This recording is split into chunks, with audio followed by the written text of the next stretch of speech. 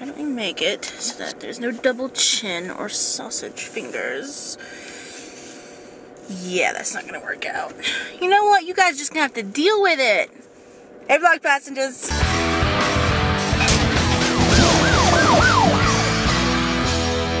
So hello people, my name is Leslie. Now let's get down to the nitty-gritty. I can go ahead and admit that I haven't had as much driving experience as Matt or even Emily because I'm only 19. However, I did learn to drive when I was 8 years old. I'm from the South, specifically the small town South. And believe me when I say that small town South has a tendency to teach people how to drive early. Right now, I am on my way to go see my college's production of MacBeth. Yes, MacBeezy. I've been calling it MacBeezy because that's what the theater department has been calling it to go around the entire MacBeth curse. Now, if you guys don't know, the MacBeth curse is one of the most famous theater curses you can have. Supposedly, you're not supposed to say the word Macbeth in a theater out of context. I've heard tons and tons of horror stories when people actually use that word Macbeth in the theater place, on stage or anything that's not in the show, that's not involved within the show, and bad things have happened. For example, one of my friends did a production of Macbeth in her high school, and she said Macbeth out of context, and a curtain fell on her. Curtains don't usually do that, I'm just saying.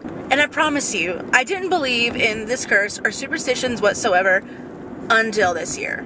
I have a story for you lovely, lovely people. So last semester I was working backstage on props running crew for a show called Hitchcock Blonde. And at the same time, our production manager and designer was actually teaching his intro class. And it was at that point of the year where he was discussing superstitions, in which he talked about not believing in the Macbeth curse. And unfortunately, the class is taught in a little theater. So he proceeded just to say the name over and over again. Macbeth, Macbeth, Macbeth, Macbeth, Macbeth. Just to prove that the gods of all things superstition were completely wrong. Unfortunately, that night he was kind of sort of proven wrong himself. Okay, I'm parked, but I'm going to go ahead and finish my story. That day, he said Macbeth 5 times. That night, 5 things went wrong, technically, with the show we were doing. The projector stopped working, the light board failed, the computer crashed, the huge platform with a motor that goes forward on its own during the show, yeah, that broke too. And also that night, the floor got wet and one of our actors slipped on stage during the show. And as much as I don't want to believe in superstition, too many bad things happened wrong with that show, and I just can't get over it. So, everybody in the theater department uses words like McBizzle, McBee, McBeezy, Mickey Bees, or the Scottish play, like other people have said. And then again, others don't and actually say it, and the show has already had its troubles. We actually had to postpone the show 2 weeks because one of our actors had a family emergency and had to drive out of state within a day.